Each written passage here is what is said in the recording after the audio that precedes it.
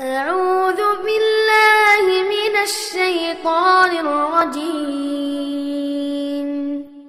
بسم الله الرحمن الرحيم.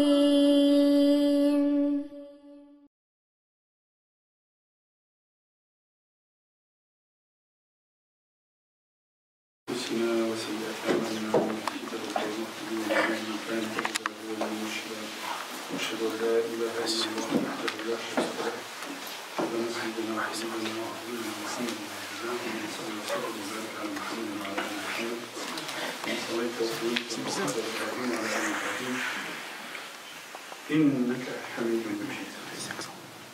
إخواني أحييكم بتحية الإسلام وتحية الإسلام السلام عليكم ورحمة الله تعالى وبركاته. J'ai plusieurs questions que je vais les partager avec vous.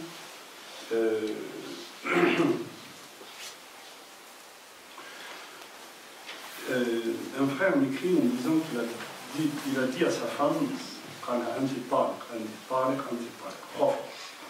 قال هل يقع الطلاق؟ Est-ce que le talaq il est avéré? Alors, quand on parle de talaq, il conditionne le talaq par l'état d'esprit de la personne. C'est-à-dire comment était la personne quand il a prononcé ces paroles-là. Est-ce qu'elle était... bon, généralement, quand on divorce, vous savez, on ne divorce pas quand on est serein et quand on est... إلا أن يكون الإنسان يعني سرحون المعروف وتسريح الإحسان. إلا أن يكون الإنسان d'un grand cœur, une grandeur d'âme comme on dit, et puis d'un commun accord, il décide de se séparer de sa femme. Mais des fois, généralement, c'est les conflits dans la famille qui arrivent à cette séparation. Mais il faut faire attention, les frères, parce que Shaitan, c'est lui qui essaye de détourner l'homme de sa femme ou de la femme de son homme. Et c'est lui qui reçoit le hadith de Rasul sallallahu alayhi wa sallam, il dit à chaque fois qu'Allah subhanahu wa ta'ala met un jour supplémentaire sur terre, Shaitan Satan il met son trône sur l'eau. Et puis il construit une couronne. Il appelle ses enfants. Et il leur dit qui méritera cette couronne ce soir. Et là, maintenant allez travailler. Okay? Il les envoie travailler. Il ne faut pas confondre le djinn ou le shaitan. Le djinn c'est comme nous, c'est des ins. Le djinn c'est comme nous, les ins. C'est-à-dire nous sommes les humains et eux ce sont des djinns. Parmi les djinns, il y a des croyants et des non-croyants, comme les ins. Le shayatin c'est l'abna ou iblis, c'est les enfants d'iblis. Ok? Donc le chien ne fait pas des chats, le chien il fait des chiens, il fait des chiots plutôt. Okay? Donc shaitan, Satan, c'est les enfants de l'iblis. Alors il les envoie travailler et chacun il va essayer de détourner la personne de ce qu'elle fait. Ou bien de faire le mal. Okay? Et puis il vient le soir. Toi, qu'est-ce que tu as fait? Il dit je ne l'ai pas laissé jusqu'à ce qu'il voit. L'autre il dit je ne l'ai pas laissé jusqu'à ce qu'il t'as rien fait. L'autre il dit t'as rien fait. Jusqu'à ce que vienne celui qui dit je ne l'ai pas laissé jusqu'à se séparer de sa femme. Ah, toi, tu mérites la couronne. Donc pour vous dire que la déconstruction, quand on casse un couple, pour Shaitan, c'est un bonheur. Ok? هل يقع الطلاق؟ العلماء يقول لك إذا كان غضبان يعني غضب لا يعرف يمينه من شماله. Quand il est devenu en colère, une colère noire, يعني à tel point qu'il trouve quelqu'un devant lui, il frappe, il casse, colère noire. هنا لا يقع الطلاق. Parce qu'il n'est pas dans son état normal. إذا كان غضب, par exemple, je peux me mettre en colère tout en me maîtrisant. Je sais pas moi, j'achète quelque chose à 100, je vais la vendre à 200 et je la vends à 180. Bah, je vais être contrarié si vous voulez. Non, mais c'est pas un rabab qui me... Et si dans ce cas-là, quand sa colère, elle est maîtrisée, elle est maîtrisable, il a dit à sa femme, كثير من الفقهاء يقول لك الطلاق وقع ثلاث. Qu'est-ce que ça veut dire الطلاق وقع ثلاث؟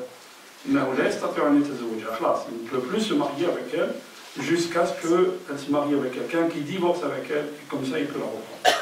Alors c'est pas un jeu les frères, donc l'insan le épaule il faut faire très attention. Il peut se mettre en colère, quand tu te mets en colère, le professeur sallam, quand elle le mettait en colère, qu'est-ce qu'il faisait? Il ne disait rien, il sortait, ou il ne disait rien. Et il se taisait, surtout. Il y a une règle, l'état de multiplication qu'on a appris quand on était petit, c'est 3 fois 1, ça fait combien? Ça fait 3. Hein. C'est ça. Donc, on dit une petite alerte, ça fait pas un, ça fait trois. Donc, il faut faire attention avec le micro. Une question qui est récurrente, pareil, je ne peux pas assumer mon bébé, on me dit qu'il est malade, tout ça, bon. Je veux le faire descendre. Bon, l'islam, l'IVG, haram. Donc il faut que bien ça rentre dans la tête, ok, on ne fait pas n'importe quoi et après on veut descendre le bébé. Quel est le problème du bébé qui vient d'être créé dans le ventre de la maman? Dire que je ne peux pas l'assumer, c'est pas toi qui l'assume, madame, c'est pas toi, monsieur, c'est Allah qui l'assume. Et le petit, quand il vient, il attire rizqahu ma'a. Allah subhanahu wa ta'ala nous dit وَمَا مِن دَابَّةٍ عَلَى الْأَرْضِ إِلَّا وَعَلَى اللَّهِ رِزْقُهَا. C'est Allah subhanahu wa ta'ala ad-dab. Ad-dab, vous savez, ça veut dire, en terminologie, en linguistique, ça veut dire dab. Celui qui plante ses pas, voilà, c'est pas sur la terre. Ça veut dire que le puceron, le moustique, chaque être vivant sur terre, c'est Allah subhanahu wa ta'ala qui nous descend à ce instant. Donc dire ça, c'est... Alors, le seul cas où on fait le seul cas où le fuqaha, ils ont dit qu'on peut éventuellement, il faut l'avis de trois médecins, qui sont, comment dire, probes, amana, voilà. Juste, voilà, et en plus, il faut qu'il y ait une darar lil-zawja, darar lil-umm, c'est-à-dire que la vie de la mère est en danger. Si la vie de la mère est en danger, là, la vie de la mère, c'est hayatul hayatun yaqiniya. C'est une vie évidente qui est prouvée, alors que hayatul janin, hayatun dhanniya. Alors, ça c'est une dame qui a dit nadar, un nadar. C'est ce que ça veut dire un nadar. Un nadar, c'est de dire je fais ça, si Allah subhanahu wa ta'ala me guérit mon enfant, je vais faire ceci ou cela. Bon, ça c'est pas un jeu, un nadar, il faut qu'il y ait l'insan. Donc, un nadar, c'est pas. Qu'est-ce que. Wesh nadarat? قالت nadarat, تحفظ القرآن. Tout le Coran, masha'Allah. Et maintenant, elle voit que si Allah subhanahu wa ta'ala guérit son fils, تحفظ القرآن. C'est du boulot, hein. C'est pas une obligation pour chaque musulman. Donc, il faut le faire. Ok. Maintenant, elle me dit, je ne peux pas. Vraiment, elle ne peut pas. ما هو الحل؟ الحل هو كفارة اليمين. Donc si vraiment elle ne peut pas, mais il ne faut pas faire ça. Par exemple, quelqu'un dit, si Allah me guérit mon fils, je jeûnerai quelques jours. Ou là, je jeûnerai des jours. Voilà, il dit des jours. Si je jeûne 1 ou 2 jours, ça suffit, alhamdulillah. Okay? Donc il ne dit pas, je vais jeûner 1 mois complet ou 2 mois complets. Non. Là, تكلف نفسك ما لا تطيق. Alors, قلنا وإذا لم تستطيع وإذا لم تستطيع. Celui qui ne peut pas faire un nadr, qu'est-ce qu'il fait? Kafaratul yamin. Kafaratul yamin, c'est quoi? C'est quoi Kafaratul yamin? It'amu 10 masakin ou kiswatuhum. C'est habiller 10 pauvres, habiller ou nourrir 10 pauvres. C'est nourrir ou habiller 10 pauvres. فمن لم يجد الصيام يتحرير رقبة. Il faut libérer un esclave. Ensuite, nourrir ou habiller 10 pauvres. Ensuite, le 3e degré, c'est là, le 3e degré, c'est ok? C'est la succession ou l'ordre est important, les frères. On ne passe pas directement aux 3 jours. Hein. Il faut chercher les pauvres dans la société. Alors ça, c'est cas fréquent. Avec le frère, il passe des cours de conduite. Écoutez bien. C'est notre société, hein. C'est dans la société dans laquelle nous vivons. Alors, il passe des cours de conduite. Il a raté le permis. Le moniteur lui a dit, écoute, puisque le cours il coûte 40 €, tu me donnes 20 à moi, et moi je te donne les cours. Ok, mais il n'a pas expliqué, parce que renseignement, il ne m'a pas expliqué exactement comment il lui donne 20 à lui. Est-ce qu'il lui donne 20 à lui? Et le gars, il lui explique, il lui fait des cours particuliers, lui particulièrement. Est-ce qu'il lui donne 20 à lui? Il utilise le véhicule de la société pour lui apprendre, il lui apprend dans la société. Voilà dans la chose.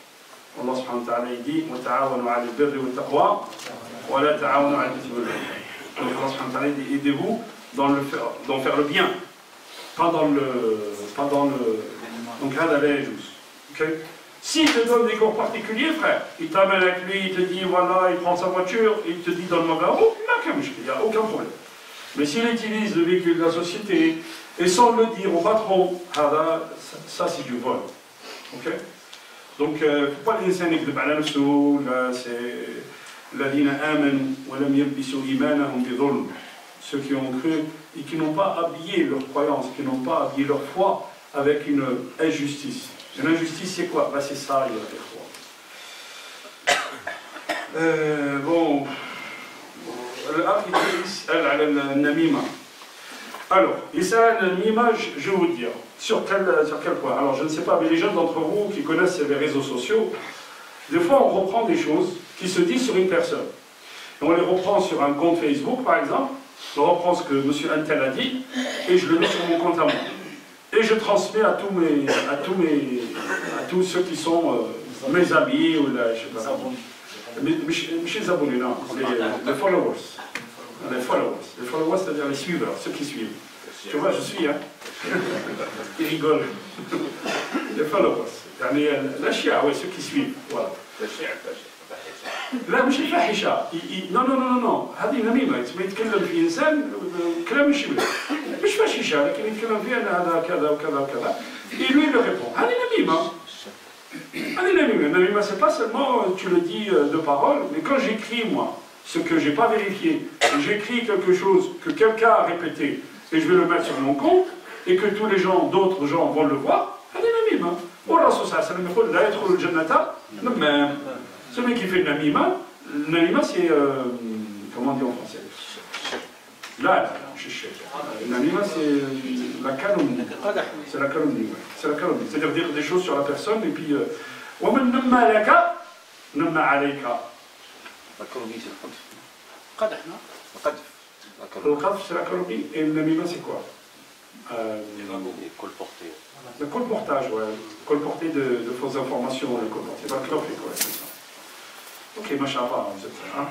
Vous ne corrigez pas le alors, ça c'est un frère qui me dit, il part en voyage de travail, et il reste longtemps, des fois 1 an, et il revient au bout d'1 an. إذا كان, regardez bien, regardez الشرع, subhanallah. إذا كان بموافقة الزوجة, si la femme elle donne son accord, لا حرج, لكن مع الكراهة. Il ne faut pas qu'il laisse sa femme pendant 1 an. Et ça, il y a des fois, même les entreprises, elles ne le font pas. Même les entreprises, quand une entreprise elle a des contrats lointains, je ne sais pas moi, même les gens qui travaillent sur l'offshore par exemple, les plateformes pétrolières, le gars il va rester combien? 1 mois, il revient tout de suite. Pourquoi? Pour son moral, parce qu'il faut qu'il voit sa famille, il faut qu'il voit sa femme. Fait l'islam, le maximum c'est 4 mois. Tu ne laisses pas ta femme pendant 1 an et tu la laisses et tu... Sinon tu sers à quoi? Tu sais à quoi si tu la laisses seule en face de toutes les difficultés qu'il y a dans ce bord? Non. Le maximum c'est 4 mois. C'est Omar ibn Khattab. Un jour, il y avait quelqu'un qui était un soldat dans l'armée d'Omar ibn Khattab et qui était le Sham. Et Omar ibn Khattab, il se baladait dans les ruelles de Médine et il entend une femme dire un poème, comme quoi son mari lui manquait beaucoup. Il va voir sa fille. Il lui dit combien une femme peut subsister, peut rester, peut patienter pour l'absence de son homme. Combien? 4 mois. Au-delà, non, il ne peut pas. Donc il craint aussi pour sa femme. Donc il ne part pas, il laisse. Et ça, le jahl, donc une génération passée, combien de gens, ils venaient, ils laissaient leur femme au bled, il vient, il reste ici 1 an, 2 ans, il ne voit pas sa femme, il revient, son fils, il a grandi. Non, هذا في الشرع الله سبحانه وتعالى في شرعنا 4 mois maximum. Ok. الرقية, mashallah. Il n'y a pas une semaine où je n'ai pas une question sur الرقية. Bon, معلش. الرقية. قال il a ramené الراقي à la maison. الراقي il a mis sa main comme ça sur sa femme et il a commencé à faire الرقية. Alors, les frères, j'arrête pas de vous dire. La meilleure ruqya, c'est celle que tu fais toi pour toi-même. Al-Ruqya, ce n'est pas l'imam. Al-Ruqya, c'est le Coran. Le Coran que tu lis, qui est de la baraka dans le Coran et que tu mets sur toi. Il n'y a que toi. Moi, je sais ce que je ressens. Vous voyez, l'imam que je vais ramener de je ne sais pas d'où, il ne va pas ressentir la même chose par ma fille ou pour mon frère ou pour ma femme. Ou pour, vous voyez. Bon, ça c'est la première. La seconde chose, combien on a entendu le raqi et yakhlou bil mar'a. Il prend une femme qui est soi-disant malade, Allahu a'lam, peut-être elle est malade, il reste seul avec elle. Il dit à le bureau, il yaqiha. هذا لا يجوز. هذا لا يجوز أيها الأخوة. Et بزاف من الناس اختلط عليهم الحال بين الخلوة et le fait que les femmes assistent avec nous dans un cours ou dans une salle de prière. Ar-Rasul sallallahu alayhi wa sallam, les femmes elles étaient derrière, elles assistaient à un khutbah. Et je l'ai dit combien de fois, Cheikh Al-Albani rahimahullah, il leur dit la bid'a c'est ce mur que vous avez mis entre vous et les femmes. Parce que les femmes à l'époque du prophète, elles voyaient le khatib. Elles voyaient le khatib. Là on mélange tout, vous voyez. Nos femmes quand elles voient un carrefour, ma'alish. Mais quand il s'agit de la mosquée, non, attendez, bon, ok. Bon. Ben oui, carrefour, le marché, elles sont comme ça, au marché, allez au marché, vous allez voir. Elles sont comme ça, allez, juz, ma'alish. Mais à la mosquée, non, attends, haram, qui fait? Bon, al-khulwa, la yajuz. Être seul avec une femme, هذا لا يجوز. Être seul avec une femme, لا يجوز. ولا يجوز للراقي de toucher la femme étrangère à lui avec qui il peut se marier بلا حائل, sans qu'il y ait un voile entre eux. Alors, on ne va pas inventer des choses. Okay. Donc quand vous voyez quelqu'un yakhlou bil mar'a pour faire un ruqya, posez-vous des questions. Ok? Et j'arrête pas de dire la ruqya, il n'y a pas mieux pour faire la ruqya que la personne elle-même. Il faut qu'il apprenne, mais il y a une ayat qalila. Il apprend le Fatiha, même il ne يعرف الفاتحة. الفاتحة وآية الكرسي وآية الشفاء وننزل من القرآن ما هو شفاء وإذا مرضت فهو يشفي وآية المعوذات يقول والله أحد. C'est pas quelque chose de difficile أيها الأخوة. والإنسان يتوكل على الله ويعلم بأن الله هو الشافي. اللهم اجعلنا من التوابين واجعلنا من المتقين.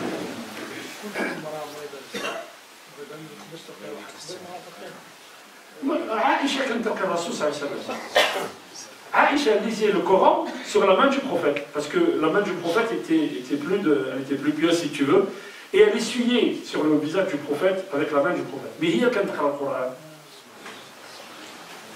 Alhamdulillah. نحمده ونستعينه ونستغفره ونستعينه ونعوذ بالله من شرور انفسنا وسيئات اعمالنا. من يهده الله فهو المهتدي ومن يضلل فلن تجد له وليا مرشدا واشهد ان لا اله الا الله وحده لا شريك له واشهد ان سيدنا وحبيبنا وعظيمنا محمد بن عبد الله. اللهم صل وسلم وبارك على محمد وعلى ال محمد كما صليت وسلمت وباركت على ابراهيم وعلى ال ابراهيم انك حميد مجيد. ايها الاخوه الكرام. Je reçois beaucoup de questions concernant ce qu'on appelle la peur générée par quelque chose dont on ne sait d'où elle provient. Une peur profonde qui nous sévit, et surtout par tant de troubles comme nous les vivons aujourd'hui. Je pense, d'aborder un sujet qui nous travaille tous dans la société. وهي أن الإنسان il faut qu'il connaisse comment il fonctionne pour qu'il comprenne مداخل الشيطان, d'où rentre Satan, quelles sont les entrées de Satan, par où il rentre. Allah subhanahu wa ta'ala في القرآن il dit ونفس وما سواها فألهمها فجورها وتقواها. Allah subhanahu wa ta'ala il dit ولقد خلقنا الإنسان في أحسن تقويم. في أحسن تقويم. Allah subhanahu wa ta'ala nous dit qu'il a construit l'homme dans la façon la plus parfaite. وَلَقَدْ كَرَّمْنَا بَنِي آدَمَ. Allah subhanahu wa ta'ala nous dit وَلَقَدْ كَرَّمْنَا بَنِي آدَمَ وَحَمَلْنَاهُمْ فِي الْبَرِّ وَالْبَحْرِ وَفَضَّلْنَاهُمْ عَلَى كَثِيرٍ مِّمَّنْ خَلَقْنَا تَفْضِيلًا. Nous avons créé l'être humain et nous l'avons porté sur la mer et sur terre et nous l'avons préféré à beaucoup de ce que Allah subhanahu wa ta'ala a créé dans le monde. Et Allah subhanahu wa ta'ala nous a préféré par rapport à toutes les autres créations. Le fait qu'Allah subhanahu wa ta'ala nous dise que notre âme, est construite de la meilleure des manières, ça déconstruit toute la théorie de la psychanalyse. La psychanalyse nous dit que essentiellement l'homme, quand il arrive dans le monde, il est cassé. Et donc on essaie de le construire. Allah subhanahu wa ta'ala ne nous dit pas ça. Allah subhanahu wa ta'ala il nous dit, il nous a créé de tin, il nous a créé d'argile. Khalaqana min tin. Il nous a créé d'argile. Et dans cette argile, il a insufflé ce qu'on appelle ar-ruh. Alors, comment on traduit ruh? L'âme, l'esprit, Allahu a'lam. Ça reste un peu. Mais Allah subhanahu wa ta'ala parle, wa nafakhtu fihi min ruhi. أي أن الله سبحانه وتعالى نفخ فينا شيئا من روحه. Donc nous avons un souffle divin en nous. Et c'est pour ça que chaque individu, il passe sa vie à rechercher le pourquoi de sa présence sur terre. Parce qu'il est en train de chercher quoi? Cette quête divine. Et chacun, il essaye de la trouver. Donc il y en a qui la trouvent dans l'islam, d'autres dans le christianisme, d'autres dans le bouddhisme. Mais il est en recherche, l'homme est constamment en recherche. Et dans l'insan, comme Allah subhanahu wa ta'ala nous a créé d'argile, il a insufflé le ruh dans notre corps. Le corps, il est fini. Un jour, il finira le corps. Il reviendra à la terre. Ar-ruh la tafna. Ar-ruh abadiyya. Wa ta'ishu fi hayati al-barzakh. Allah subhanahu wa ta'ala, comme il nous a mis une vue à notre corps, comme il nous a mis des sens à notre corps, il a donné les mêmes sens à notre ruh. فكشفنا عنك غطاءك فبصرك اليوم حديد. فبصرك اليوم حديد. أي بصر؟ بصرك النفساني. C'est ta vue qui est devenue perçante, mais quelle vue qui est devenue perçante? C'est la vue de ton âme. Un jour, في حادثة القليل, le prophète sallallahu alayhi wa sallam, après une bataille, la bataille de Badr, il y avait les morts des mécréants. Ils les ont jetés dans un puits. Au bout de quelques jours, le prophète sallallahu alayhi wa sallam, il y va et il commence à leur adresser la parole. Il dit Ya Shu'ba, Ya Utba, Ya Abal Hakam, Ya Fulan. Il les cite tous par leur nom. Il dit Atasma'ouna li Awajadtum ma wa'adakum rabbukum haqqa fa inni qad wajadtu ma wa'adani rabbi haqqa. Vous avez trouvé ce que Allah subhanahu wa ta'ala vous a promis? Parce que moi j'ai trouvé ce que Allah subhanahu wa ta'ala m'a promis. Omar ibn Khattab, il se tourne à le prophète, Ya Rasulallah, atukallimuhum wa hum jiyaf. Tu leur parles, tu leur adresses la parole alors qu'ils sont en décomposition. قالوا والله يا عمر إنهم لا يسمعونني كما تسمعونني. Ils m'entendent comme vous m'entendez, sauf qu'ils ne peuvent pas répondre. Le problème, qu'est-ce que ça veut dire ça, ayyuha al-ikhwa? Ça veut dire que Allah subhanahu wa ta'ala, il nous a mis ce matériel, enfin cette matière qui est le corps. Mais à l'intérieur du corps, nous avons l'âme que nous devons travailler. La travailler comment? Allah subhanahu wa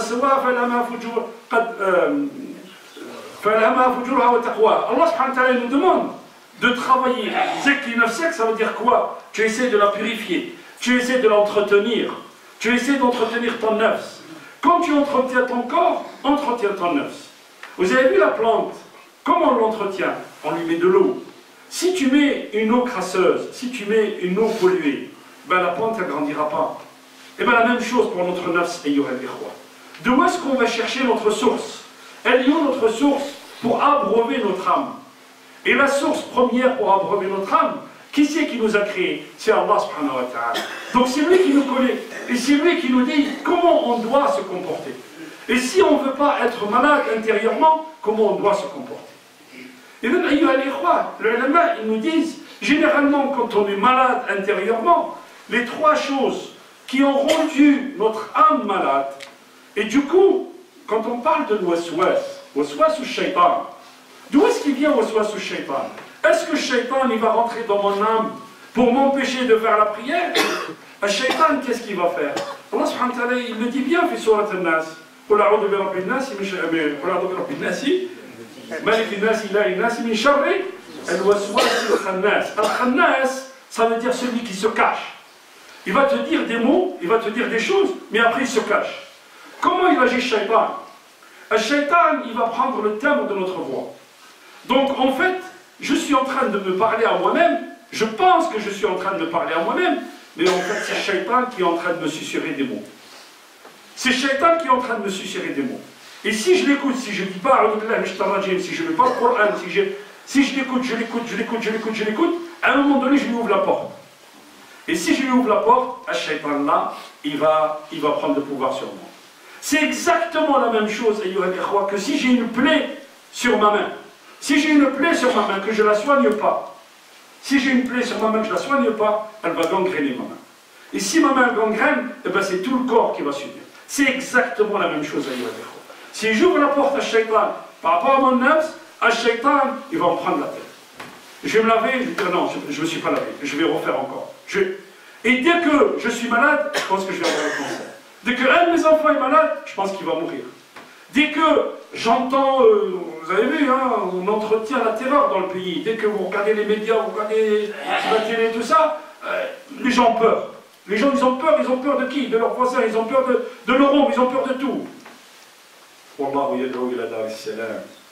Si tu ne veux pas avoir peur, et cette phobie qu'on développe, elle est généralement due à une maladie profonde.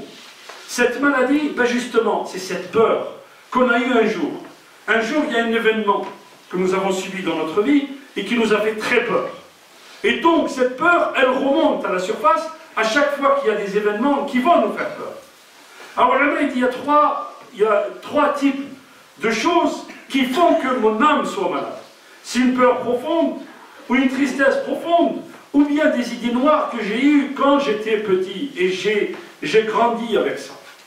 Donc une femme qui a perdu son fils, qui a perdu son mari, elle va être tellement triste, à tel point qu'elle va justement être malade intérieurement, et elle va ouvrir la porte au shaitan. Si je suis malade, le shaitan il va rentrer. Dès que je dépense, le shaitan il te dit tu vas devenir pauvre. Et tu ne vas pas trouver de quoi donner à manger à tes enfants. Allah subhanahu wa ta'ala ya'iduna maghfiratan min. Allah subhanahu wa ta'ala il nous dit que c'est lui le donateur. C'est lui qui descend la subsistance. C'est lui qui est miséricordieux. Ya ayyuhan nas wa'budu rabbakum alladhi khalaqakum. Comment on se soigne, comment on se soigne? On se soigne du Coran. Beaucoup de gens, quand tu dis on se soigne du Coran, ils te disent, ah cheikh, viens me faire un ruqya. Al-Ruqya, barakatun fil Qur'an. Quand on lit le Qur'an fait baraka. Et ça c'est connu, ayyuha al-ikhwa. Le Qur'an fait baraka et on a vu de l'eau, des molécules d'eau se cristalliser quand on a lu le Qur'an sur ces molécules d'eau.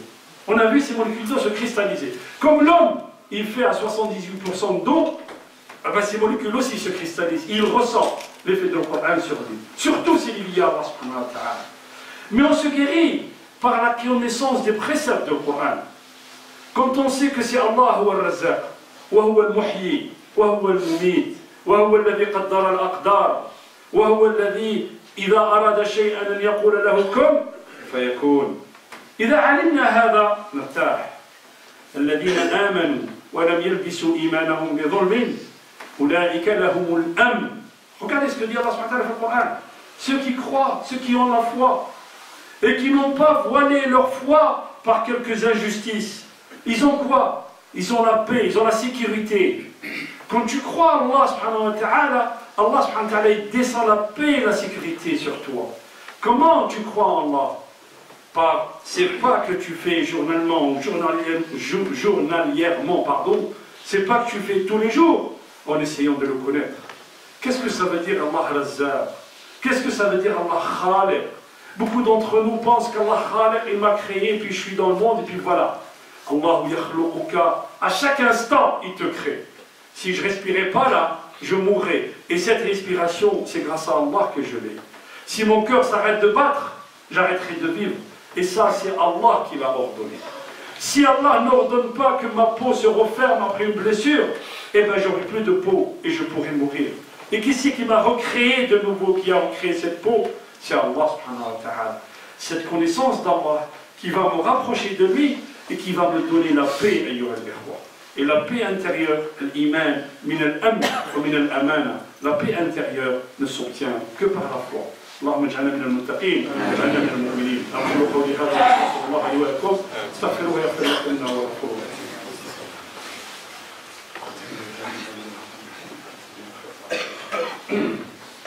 بسم الله والحمد لله والصلاة والسلام على رسول الله. أيها الإخوة الكرام, là j'aborde tout à fait un autre sujet. Une polémique, أيها الإخوة, mais vous savez, la polémique elle naît parce que généralement, nous ne connaissons pas notre religion. Vous voyez des gens qui lisent des livres ou qui lisent des interprétations sur Internet et qui viennent vous dire, regardez-vous comment vous traitez la femme. Prends la moitié de l'héritage par rapport à l'homme, Regardez, le prophète sallallahu alayhi wa sallam a dit dans un hadith Istawsu bin nisa'i khayran. Je vous recommande de prendre soin de vos femmes. فإن المرأة خلقت من ضلع أعوج وإن أعوج ما في الضلع أعلاه إن ذهبت لتقيمه كسرته فاستوصوا بالنساء خيرا. Alors Rasul sallallahu alayhi wa sallam il nous dit prenez garde, faites attention à vos femmes, prenez soin d'elles. Pourquoi? Parce que la femme a été créée d'une côte et la côte elle est tordue, le haut de la côte est tordu. Si tu veux le remettre droit, il casse. Donc prenez soin de vos femmes. La première explication de ce hadith, regardez le contexte dans lequel le prophète sallallahu alayhi wa sallam il a dit ce hadith. Le contexte, c'était Hajjat al-Wada', quand le prophète sallallahu alayhi wa sallam il faisait l'adieu à sa communauté.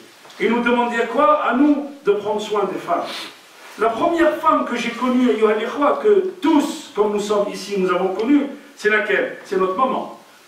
La première femme que nous avons connue dans notre vie, c'est notre mère. Et le Rasul sallallahu alayhi wa sallam, il dit Stawsu bin nisa'i khayran. Prends soin de ta mère. Avant de penser à l'épouse, pense à ta mère. Parce que la chose qu'on fait, c'est que quand on parle de ce hadith, on pense tout de suite à nos épouses. Elles sont tordues. Tu ne peux pas les remettre. Mais la première signification de l'hadith, comme dit Nawawi. Al-Hadith, Nawawi dit Al-Mar'a, elle n'est pas comme l'homme. Et ça c'est vrai, c'est avéré. Elle n'est pas comme l'homme, elle ne sera jamais comme toi. Donc toi tu voudrais la changer pour en faire quelque chose. Elle ne changera pas. Pourquoi? Parce que justement elle est comme la côte.